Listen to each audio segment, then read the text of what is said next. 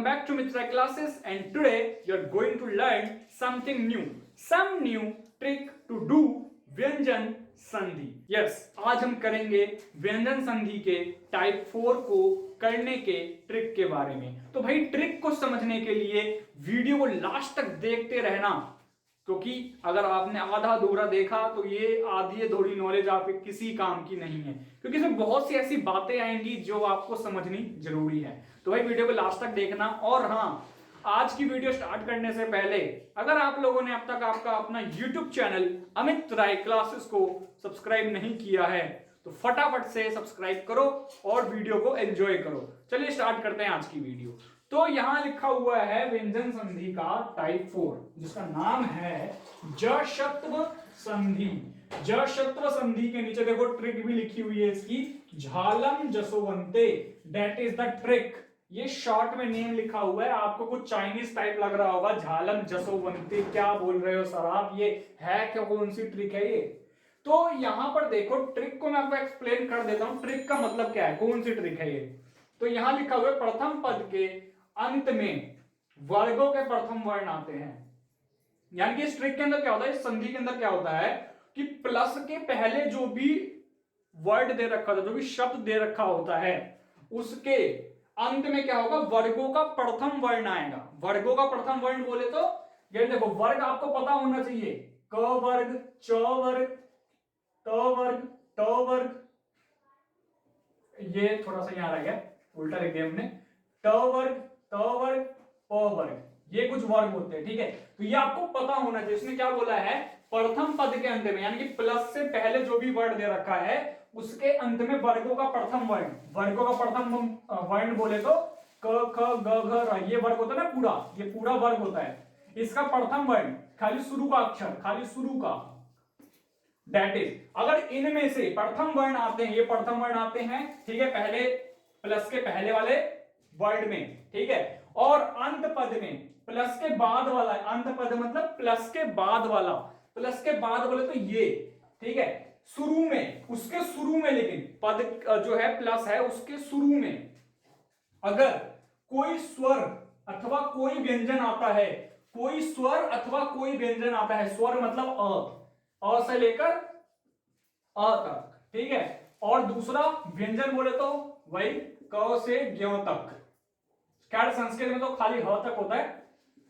तो अगर कोई व्यंजन आता है, अन्य कोई भी व्यंजन, क से ह कुछ भी हो, कोई सा भी व्यंजन आ जाए, क्या करना है आप लोगों को, संधि करते समय प्रथम वर्ण को, प्रथम वर्ण कौन सा, जो ये पहले वर्ड में था प्रथम वर्ण, पहले वर्ड के एंड में जो प्रथम वर्ण था उसको उसी वर्ग के तृतीय वर्ण में कन्वर्ट कर देना है, उसी वर्ग के तृतीय वर्ण में कन्वर्ट कर देना है। समझ आई बात। आप इसको नोट भी कर सकते हैं, आप नोट करना है तो, ठीक है। लेकिन यहां पर आप एक चीज जो है हाईलाइट मैंने कर रखी है, जो आपको ध्यान रखना दिमाग में, क्या, अंतस्थ और अनुनासिक वर्ण को छोड़कर। अंतस्थ और अनुनासिक वर्ण का मतलब क्या है कि इनका प्रयोग नहीं होने वाला है इस संधि के अंदर। अंतस्थ और अनुनासिक वर्ण बोले तो क्या होगा, देखो क वर्ग आपको पता लगा, क में क्या होता है, र लास्ट होता है, ठीक है, च में क्या होता है, यहां लास्ट होता है, और ये ट में ण लास्ट होता है, ये वाला त में न लास्ट होता है, ठीक है, और ये जो प है इसमें क्या लास्ट होता है, म लास्ट होता है। ये हो गए अंतस्थ, इनका प्रयोग नहीं होने वाला है जसत्व संधि के अंदर, ठीक है, ये हो गए अंतस्थ। और फिर बोला मैंने क्या, अनुनासिक, अनुनासिक मतलब य र ल व, इनका भी प्रयोग नहीं होने वाला है इस जशत्व संधि के अंदर, ठीक है। प्रथम पद के अंत में वर्गों के प्रथम वर्ण आते हैं तथा अंत पद के शुरू में कोई स्वर अथवा व्यंजन आता है, और ये अन्य व्यंजन कहां तक होंगे, खाली य र ल व, देखो ये चारों को छोड़ दो, और इसके अलावा श, श, स और ह, ये बस, ये बीच वाले नहीं आएंगे, य र ल व, ये नहीं आएंगे इसके अंदर, ठीक है। इस व्यंजन की जो मैंने लिखा ना, व्यंजन आएंगे कोई सा भी, तो इन व्यंजन में खाली यही वाले यहां तक आएंगे, इसको छोड़कर, और इसको भी, अंतस्थ को भी छोड़कर कोई भी व्यंजन आ जाए तो ये ट्रिक काम करेगी। बस ये नहीं होना चाहिए, ये वाले, एक तो ये नहीं होना चाहिए और एक ये नहीं होना चाहिए शुरुआत में। किसके शुरुआत में? प्लस के बाद वाले शब्द के शुरुआत में, प्लस के बाद वाले शब्द के शुरुआत में। अब देखो प्लस के बाद बोलो तो ये वाले अक्षर में कहीं पर भी इनमें से कुछ भी नहीं होना चाहिए, इनमें से कुछ भी नहीं होना चाहिए, तभी ये ट्रिक काम करेगी, वरना नहीं करेगी। That's it. ठीक है, क्वेश्चन करके देख लेते हैं, आपको अच्छे से समझ आ जाएगा। तो देखो यहां क्वेश्चन लिखा हुआ है, दिख प्लस अंबर। मैंने बोला प्लस के प्रथम पद मतलब प्लस के पहले, तो प्लस के पहले प्रथम पद के अंत में प्लस के पहले क्या है? दिक है। दिक के अंत में क्या दे रखा है सर? क दे रखा है। यहां क्या लिखा था? वर्गों के प्रथम वर्ण आते हैं, वर्गों के प्रथम वर्ण। वर्ग, ये क किसका हिस्सा है? कौन से वर्ग का हिस्सा है सर? क वर्ग का हिस्सा है क। तो क क्या प्रथम वर्ण है क वर्ग में? सर बिल्कुल है, नाम से जाहिर हो रहा है क वर्ग, तो क प्रथम वर्ग होगा, प्रथम अक्षर होगा। तो सिंपल सी बात है, उसमें क्या बोला? प्रथम वर्ण आता है।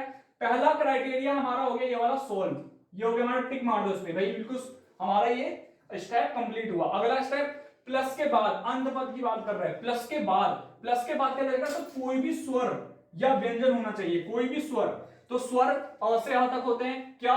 यहां पे क्या दे रखा शुरुआत में सर? अ दे रखा है, तो अ स्वर है कि नहीं है सर? बिल्कुल है। तो ये हो गया स्वर वाला स्टेप भी कंप्लीट।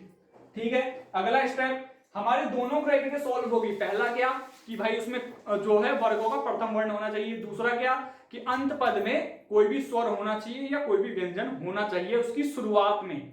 दोनों क्राइटेरिया सॉल्व हो गई सर? बिल्कुल हो गई। तो अगला क्या बच गया भाई? अगला एक ही स्टेप बच गया आपके पास कि आप इसके अंदर क्या करो? संधि करते समय प्रथम वर्ण, जो प्रथम वर्ण था ना, प्रथम वर्ण प्लस के पहले वाले शब्द में अंत में, देखो प्लस के पहले के शब्द के अंत में क दे रखा है, प्रथम वर्ण है, इसको इसी वर्ग के तृतीय वर्ण में बदल दो।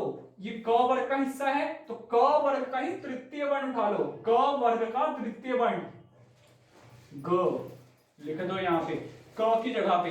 अब क के नीचे हलंत है, ग के नीचे भी हलंत होगा। देखो संस्कृत में सब में हलंत होता है, इसलिए ग के नीचे भी हलंत होगा। हलंत का मतलब ग आधा लिखा जाएगा और बाकी सब कुछ वैसे का वैसा लिखा जाएगा। दिग अंबर। अब यहां पर होगी संधि इसकी, आपने संधि का रूल पढ़ा होगा। व्यंजन प्लस स्वर, इन दोनों की संधि कर देंगे आपस में, तो ये आ जाएगा आपका पूरा ग बन जाएगा, दिगंबर, दिगंबर। दैट इज, ये ग और अ मिलके, ग ने ग आधा था और अ था वहां पे, अ ने क्या करा? ग को पूरा बना दिया। तो ये देखो यहां आपके सामने नतीजा आ गया दिगंबर, बस खत्म। दैट इज द संधि। समझ आई बात? एक और क्वेश्चन लेते हैं, आपको और अच्छे ढंग से समझ में आ जाएगा। ठीक है, तो देखो यहां पे एक और क्वेश्चन, जगत ईश्वर। जगत पहला स्टेप, पहले प्लस के पहले देखो, प्लस के पहले वाले शब्द में उसका अंत देखो। प्लस के पहला का शब्द जगत, जगत का अंत देखो क्या है सर? त है। कौन से वर्ग का है ये सर? त वर्ग में हमने देखा इसको, त वर्ग में त थ द प्रथम वर्ण है ये, तो प्रथम वर्ण है सर? बिल्कुल है।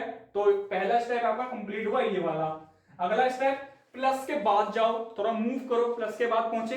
प्लस के बाद देखो क्या लिखा हुआ सर? यहाँ ई लिखा हुआ है, बड़ी ई लिखी हुई है, तो उसमें बोला कोई भी स्वर, तो ई स्वर है कि नहीं है?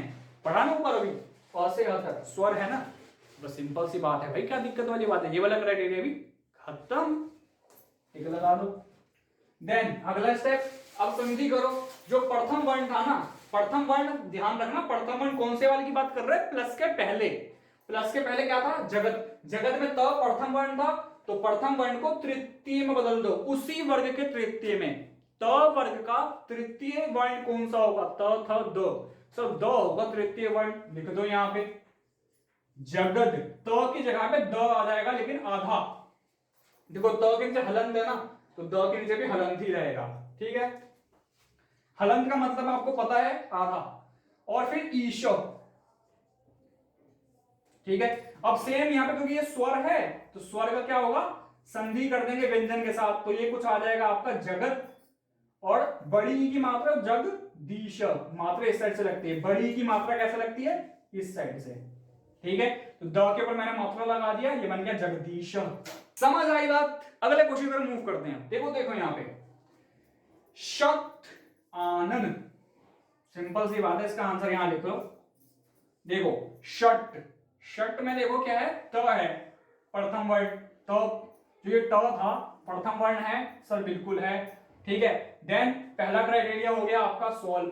दूसरा स्टेप क्या था, प्लस के बाद कोई स्वर होना चाहिए। क्या यहाँ पे स्वर है सर, बिल्कुल है, आ क्या है, स्वर है, तो ये वाला क्राइटेरिया भी सॉल्व, ठीक है।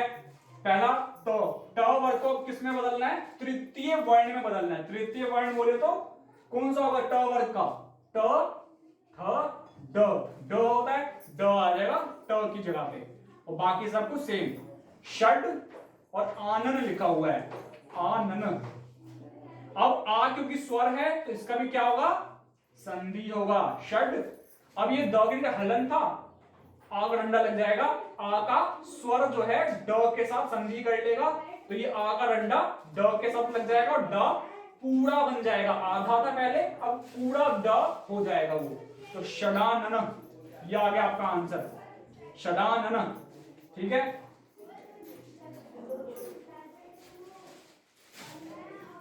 तो ये आ गया आपका आंसर, षडानन। देन अगला क्वेश्चन, सर यहां लिखा हुआ है ग्रामात आगच्छति।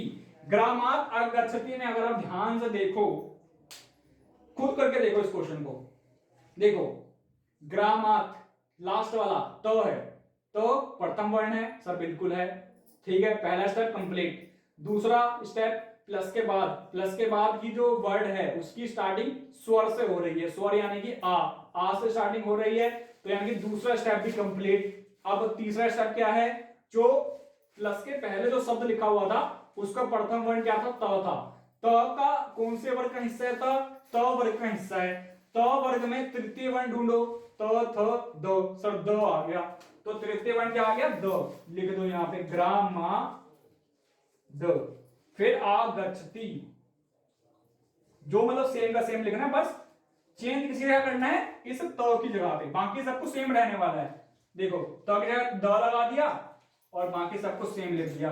अब क्योंकि ये व्यंजन है द और आ क्या है, स्वर है, तो दोनों को क्या होगा, संधि हो जाएगी, ग्रामान द।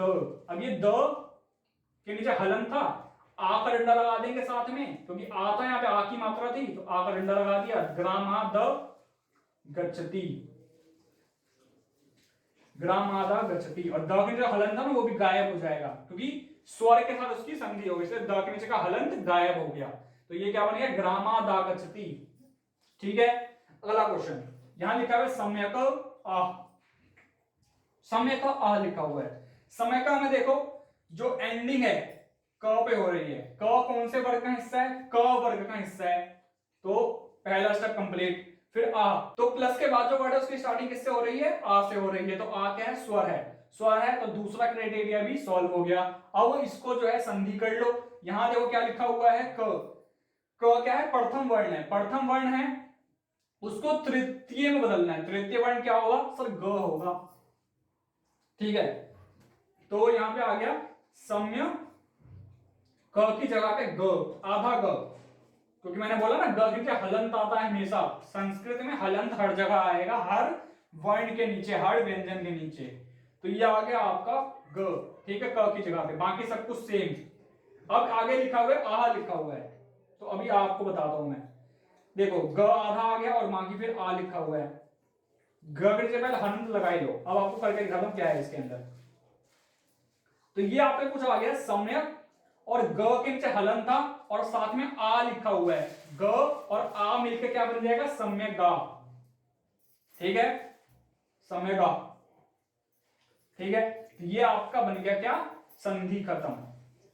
देखो स्वर था इसलिए ग के नीचे का हलंत गायब हो गया, और क्योंकि वहां पे आ भी था, आ की मात्रा थी वहां पे, इसलिए ग के साथ आ का मात्रा लग गया, दैट इज सिंपल सी ट्रिक।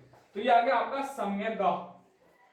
अगला दिग प्लस गज, दिग प्लस गज, तो यहां देखो क्या आ जाएगा, प्रथम वर्ड इसकी एंडिंग क पे, ठीक है, तो पहला स्टेप खत्म कि भाई उसने क्या बोला, प्रथम वर्ण पे एंडिंग होनी चाहिए, और क क्या है, प्रथम वर्ण है, ये तो आपको पता होना चाहिए, ठीक है।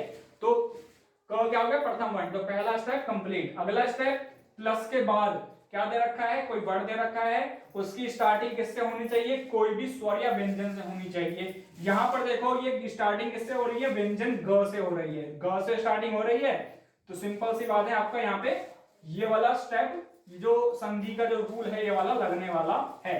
तो कैसे करेंगे, अब प्रथम वर्ण क है, क को तृतीय में बदल देंगे, बाकी सबको सेम लिख लो।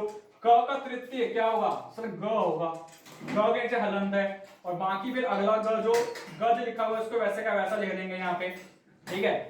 तो ग के नीचे हलंत था ना, हलंत को हटा के यहां से ग के साथ वाली डंडी को गायब कर देंगे, तो ये आ गया आपका आधा ग, ठीक है ना, आधा ग। देखो ये पूरा ग होता है, अब नीचे हलंत है, हलंत का क्या मतलब है, ग आधा होगा, आधा करने के लिए क्या कर देंगे, ग के साथ वाली डंडी को हटा देंगे, बन गया आपका आधा ग, ठीक है। वही लिख दिया मैंने यहाँ पे, क्या बन गया ये, दिग्गज, दैट इज योर आंसर। फिर वाक ईश, वाक ईशा में देखो प्रथम वर्ड मतलब जो प्रथम शब्द है उसमें लास्ट में देखो क दे रखा है, क दे रखा है, क प्रथम वर्ण होता है सर, बिल्कुल होता है, ठीक है। तो पहला स्टेप कंप्लीट हुआ सर, बिल्कुल हुआ। अगला प्रथम वर्ण देखेंगे, प्रथम वर्ण देखेंगे, इसमें भाई इसकी स्टार्टिंग किससे हो रही है, स्वर से हो रही है कि व्यंजन से हो रही है, इसकी स्टार्टिंग हो रही है ई से, ई क्या है सर, स्वर है, तो स्वर से स्टार्टिंग हो रही है, क्या बोला था उसमें, स्वर से स्टार्टिंग होनी चाहिए, ठीक है। तो दूसरा स्टेप भी कंप्लीट, तो ये हो गया आपका खत्म। अब बस अगला स्टेप क्या है, प्रथम वर्ण, जो प्रथम वर्ण था उसको तृतीय वर्ण में बदल दो, तो क प्रथम वर्ण था, क की जगह पे क्या आ जाएगा सर, ग आ जाएगा, आधा ग, क्योंकि ग के नीचे क के नीचे हलंत है तो ग के नीचे भी हलंत रहेगा, और बाकी फिर ईश, बाकी सबको सेम का सेम। फिर अगला स्टेप, इन दोनों की संधि कर लेंगे, ग और ई की, आधा ग प्लस ई, इसको जब संधि करेंगे क्या बन जाएगा, घी, हलंत गायब हो जाएगा, ऊपर से ई की मात्रा लग जाएगी। ई की मात्रा कैसे लगती है, बड़ी ई है यहाँ पे, इसलिए बड़ी ई की मात्रा इस साइड से लगती है हमेशा, ठीक है। तो क्या बन गया घी, तो क्या लिखेंगे यहाँ पे, वागी श, वागीश, दैट इज योर संधि, व्यंजन संधि। आई होप आपको ये संधि करने की ट्रिक समझ में आई होगी। भाई अगर समझ में आई है तो वीडियो को लाइक करो, शेयर करो और कमेंट करके बताओ आपको ये ट्रिक कितनी अच्छी लगी, कितना अच्छा समझ में आया है, ठीक है दोस्तों। और सबसे इंपॉर्टेंट बात, भाई चैनल को जरूर सब्सक्राइब करें, और सब्सक्राइब करने के बाद बेल आइकॉन को जरूर प्रेस करें, ताकि आपको फ्यूचर में आने वाली सभी वीडियोस की नोटिफिकेशन सबसे पहले देखने को मिल सके, ठीक है दोस्तों। इसी होप के साथ कि भाई आप लोग चैनल को सब्सक्राइब करेंगे, हम आज की वीडियो को एंड करते हैं। तो मिलते हैं आपसे अब नेक्स्ट वीडियो में, तब तक देखते रहें आपका अपना और नंबर 1 यूट्यूब चैनल जो बनने वाला है फ्यूचर में आप लोगों की बदौलत, अमित राय क्लासेस। धन्यवाद।